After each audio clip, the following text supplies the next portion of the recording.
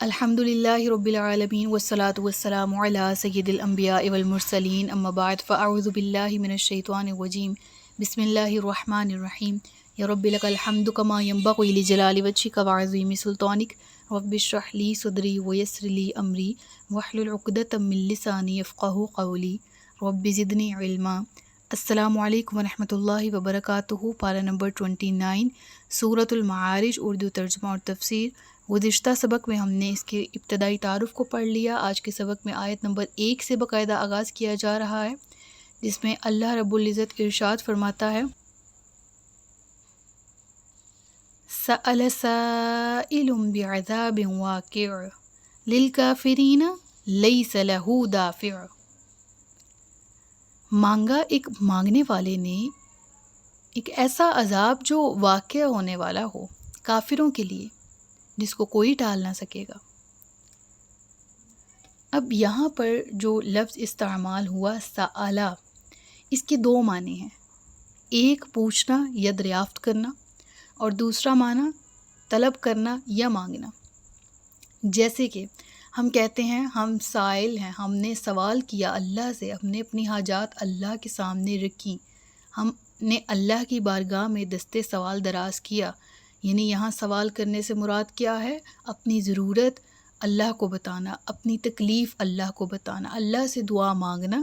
اس معنی میں بھی یہ لفظ یوز ہوتا ہے کہ اللہ سے سوال کیا، یعنی اللہ سے مانگا، ٹھیک ہے۔ دوسرا معنی جو ہے وہ پوچھنے کے معنی میں آتا ہے سألا، جیسے یسألونک عن الخمر والمیسر۔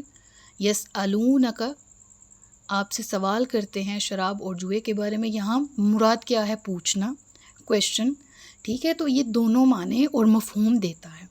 اس سے مراد سوال کرنا یا پوچھنا ہے، تو اس کی تفسیر علماء کہتے ہیں کہ اہل مکہ چونکہ استہزاء کے طور پر، مذاق کے طور پر، اور کہہ لیں کہ ٹونٹ والے وے میں اللہ کے نبی کے پاس آتے، بار بار آتے اور کہتے کہ جس عذاب سے تم ہمیں ڈراتے ہو وہ آ کیوں نہیں جاتا۔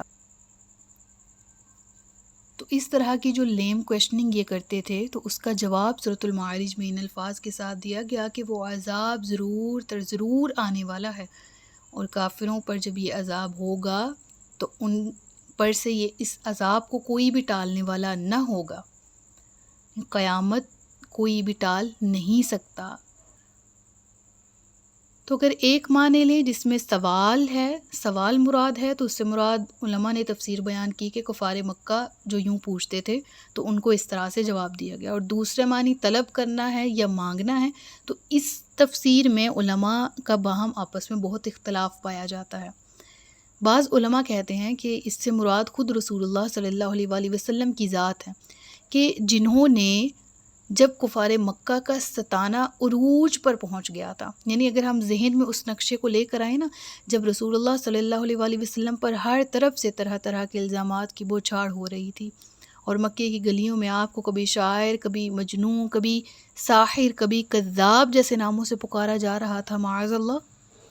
اعلان نبوت کے بعد 3 سال تک تو یوں سمجھیے کہ پورے کا پورا شہر ہی مخالفت کا نشانہ رسول اللہ صلی اللہ علیہ وآلہ وسلم کو بنا رہا تھا، اور مشرکین کا یہ حال تھا کہ اگر وہ آپ کی قوت ارادی اور ہمت توڑنے یا کسی بھی طریقے سے آپ کو آپ کے موقف سے ہٹانے میں کامیاب ہو گئے تو یہ تحریک خود بخود ختم ہو جائے گی۔ چنانچہ ان کے بس میں جو بن پڑتا وہ یہ کرتے، اور اس دور میں عام اہل ایمان کو نظر انداز کر کے آپ صلی اللہ علیہ وآلہ وسلم کو ہی خاص الخاص نشانے پر رکھا گیا تھا ان کی طرف سے۔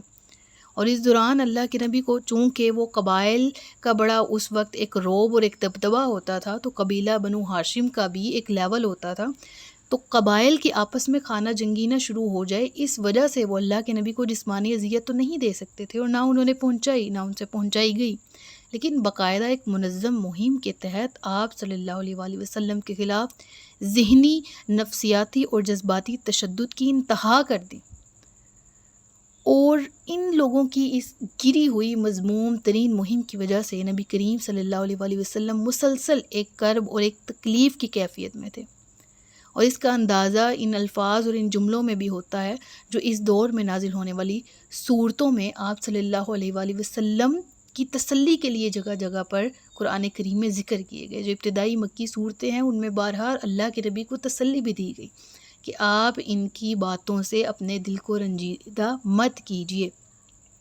تو رسول اللہ صلی اللہ علیہ وسلم مسلسل جو ان کی طرف سے ذہنی اذیت کا سامنا کر رہے تھے، تو رد عمل کے طور پر اللہ کے نبی نے ان کے لیے اس طرح سے اللہ کی بارگاہ میں دعا کی کہ اے اللہ، یہ جس عذاب کا استہزاء کرتے ہیں اور یہ جس عذاب کو بہت ہلکا سمجھتے ہیں اور یہ جس عذاب کا مذاق اڑاتے ہیں، وہ ان پر نازل کر دے۔ تو چنانچہ ان آیات میں آپ صلی اللہ علیہ وسلم کی اسی خواہش کی یا اس دعا کا ذکر ہے۔ اور یہاں پر ایک اور اہم پوائنٹ بھی ہے کہ اگلی سورہ نوح ہے، اور ہم نے انٹروڈکشن والے لیکچر میں پڑھا تھا کہ اس سورہ کا تعلق سورہ نوح کے ساتھ بھی بہت گہرا ہے، اور سورہ نوح میں حضرت نوح علیہ السلام کی بھی اس دعا کا ذکر ہے جو انہوں نے اپنی کافر قوم کے مقابلے میں اللہ تبارک و تعالیٰ سے کی تھی، اور کہا تھا کہ اے اللہ، میری قوم کو میں نے دن اور رات تبلیغ کی، لیکن میں نے جتنی تبلیغ کی اس کے بدلے ان کی تو ہٹ درمی میں ہی اضافہ ہوا۔ اے اللہ، ان پر عذاب نازل کر دے، ان کو نابود کر دے۔ لہٰذا اللہ کے نبی صلی اللہ علیہ وسلم نے بھی اسی رد عمل کے طور پر اللہ کی بارگاہ میں دعا کی، اور اس حوالے سے یہاں پر جو ذکر ہمیں ملتا ہے وہ یہی ملتا ہے کہ جس نے، ایک تو ہے نا کہ پوچھا، اس کی ہم نے تفسیر پڑھ لی، تو جس نے طلب کیا یا مانگا، اس سے مراد علماء ایک تفسیر یہ سامنے رکھتے ہیں کہ اس سے مراد اللہ کے نبی تھے، جو کہ اس وقت کے حالات اور واقعات جن کا ان کو سامنا تھا، اس وقت جب اللہ کی طرف سے وہ آیات کا نزول بھی ہو رہا تھا جن میں آپ کو تسلی دی گئی، تو ان آیات کا بھی نزول ہوا جس میں اللہ کے نبی کی اس دعا کا ذکر ہے جو انہوں نے اللہ سے مانگی تھی۔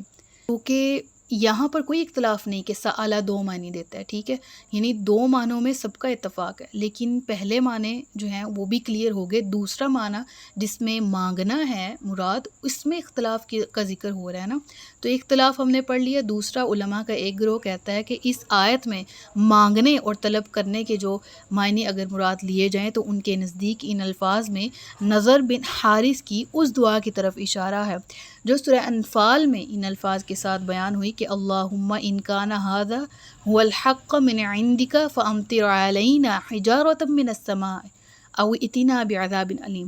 اے اللہ، اگر یہ قرآن تیری ہی طرف سے برحق ہے تو برسا دے ہم پر پتھر آسمان سے، یا بھیج دے ہم پر کوئی دردناک عذاب۔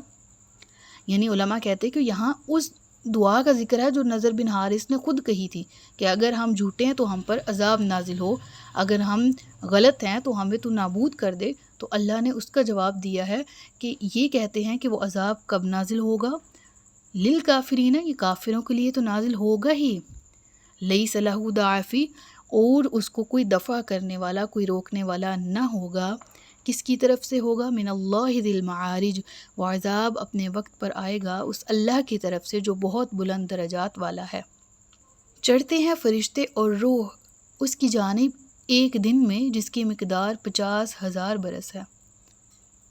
یہ آیت ہمارے لیے آیت متشابہات میں سے ہے۔ بعض مفسرین کے نزدیک یہ آیت اللہ کے ذی المعارج ہونے کی وضاحت ہے کہ اس کی بارگاہ اتنی بلند ہے کہ اس تک پہنچنے کے لیے فرشتوں اور جبریل کو بھی 50,000 سال کی مسافت کے برابر فاصلہ طے کرنا پڑتا ہے۔ لیکن اکثر مفسرین کی رائے یہ ہے کہ 50,000 برس کے دن سے مراد یہاں قیامت کا دن مراد ہے،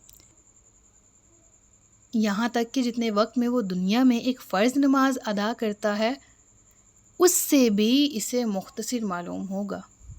اور پھر ذکر ہوا فاصبر صبرا جمیلا، تو آپ صلی اللہ علیہ وآلہ وسلم بڑی خوبصورتی سے صبر کیجئے۔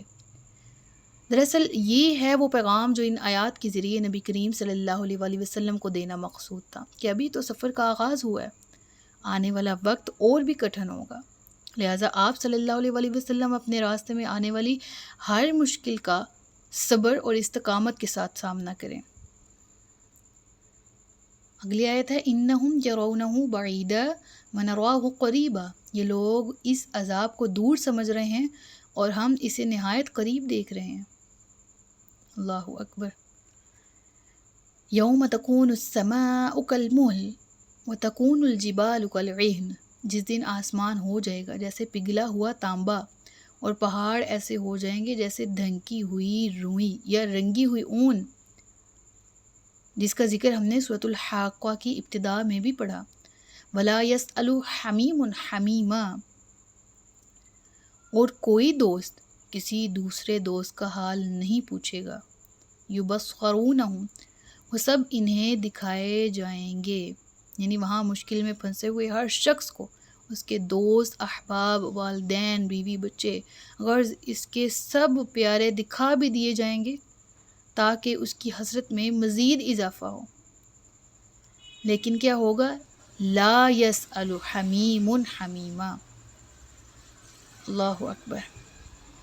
پھر ذکر ہوا یود المجرم لو یفتدی من عذاب یومئذ ببنیہ وصاحبته وأخیہ وفصیلته التي تؤویہ ومن فی الارض جمیعا ثم ینجیہ.